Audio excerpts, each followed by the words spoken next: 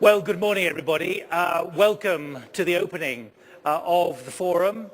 My name's Nik Gowing, and what you've been seeing while you've been gathering here has been a reminder of what was said last year and a baseline for you to make a judgment about how far has been travelled in the last year, particularly on some of the issues that we're going to be raising over the next 2 days.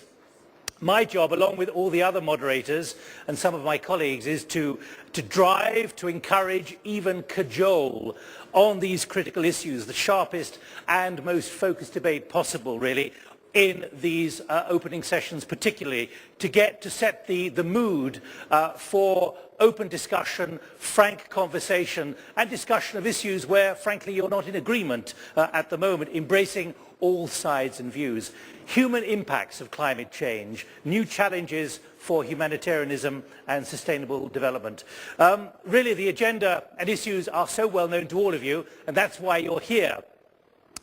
While the science in the IPCC reports is now largely accepted, it's the evidence of human impacts which we and you and all of us are going to be examining over the next 2 days. That's central to our discussion, whether you agree with everything that's out there in the public domain or not. That's what discussion, that's what conferences are about. We want to have those conversations, frankly, here in this room. Are we talking about a breakdown of traditional mechanisms now established to address these critical issues in the months before Copenhagen? Well, I and my fellow mediators and moderators come with only one brief, and that's really to achieve the fullest airing of these issues. I've said it once before and I'll say it again. That's what a good conference is about. So I expect you not to sit on your hands, but to come forward, whether here or in the workshops as well. Time is at a premium. Your time is at a premium. So my job, along with my colleagues, is to make sure you get best value for your time here, and to make sure that the exchanges are as sharp as possible. If by any chance you've come with a PowerPoint presentation that will last at least half an hour, you're in the wrong place. This is about snappy conversation and remarks and exchanges to get as much over in the most efficient time possible. And to that end, we've started 5 minutes late, but that will not be the way we're going to do things. We will start on time. Coffees will be brief and sharp as well, so that we, certainly by lunchtime, we can have achieved as much as is humanly possible on these issues. We start with some formal remarks, and then at 9:30, more open discussion. Let me now ask the President of the Global Humanitarian Forum, Kofi Annan, to take the floor.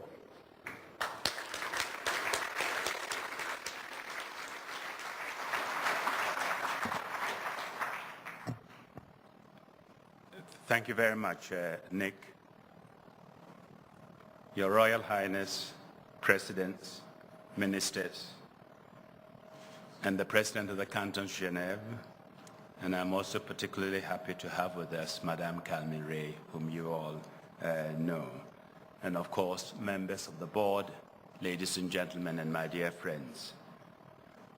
Can I start by welcoming you to Geneva and to this very important conference? Looking around the room, it is good to see so many people who attended the conference last year are back with us, as well as many new faces. Your attendance and knowledge will inform the debates, help us draw up innovative and practical solutions, and enhance the authority and influence of our conclusions. The extraordinary range of organizations and the viewpoints we represent has significantly increased global pressure for decisive action on climate change.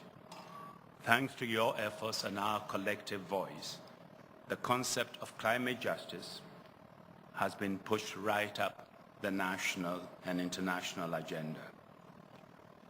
So has the need to take fully into account the impact of changing weather patterns on wider development and human rights issues. We have also worked hard to fill in the gaps in information and to drive practical solutions, moving the debate from discussions about the abstract and the future to the devastating impact that is happening now. As the agenda for the next 2 days shows, we are determined to step up these efforts. We can look forward to a range of expert speakers, workshops, and focus sessions on issues at the heart of the human impact of climate change. For we have, as we all know, no time to congratulate ourselves. We are discussing and dealing with the greatest environmental and humanitarian concern of our age. Climate change is a grave and all-encompassing threat to our health, threat to security, our prosperity, and quality of life. As such, we have all seen the clutch of recent reports, including this month from the United States, which have demonstrated that climate change is affecting every continent and accelerating faster than had previously been thought. And it is having a catastrophic impact on lives of millions of people, as last month's report from the Forum underlined. Commissioned by our conference last year, it tellingly brought together comprehensive evidence of the human impact of climate change. The findings confirmed what we have been saying from the start, that it is the poorest countries and the poorest people who will and do suffer most. This, of course, is a deep injustice at the heart of this crisis. It is not just that climate change is going to hit hardest those who already face the biggest disadvantages and challenges. It is that this additional burden falls on those who also have done so little to cause it. As the report spelled out, the 50 least developed countries in the world account together for less than 1% of greenhouse gases. And yet, it is these countries which will see the overwhelming destruction that climate change is causing and will continue to cause. It is this injustice, as well as the urgency and scale of the crisis, which must be at the forefront of the minds of those with responsibility for reaching agreement in Copenhagen later this year. And this is another reason why this conference is both important and urgent. We must send out a loud and clear message on the need to slow down and reverse climate change, to help its victims, and to put the world on the path to sustainable development. There must be deep, binding, and fair targets to cut emission of greenhouse gases. Those developed economies most responsible for the past and present emissions must take the lead. Without them accepting responsibility, the rapidly developing economies will understandably resist the changes in their economies, which are also needed. But of course, we should not forget the poorer and the smaller countries.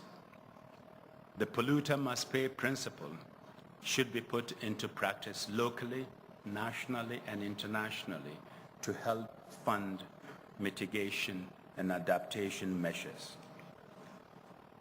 This must include transfer of additional resources and technology to help developing countries protect their citizens and grow their economies sustainably. I have no doubt of the difficulties which must be overcome to reach agreement in Copenhagen, but I'm equally in no doubt that the consequences if we fail. The clock is ticking. I think we all wear our badges reminding ourselves the clock is ticking.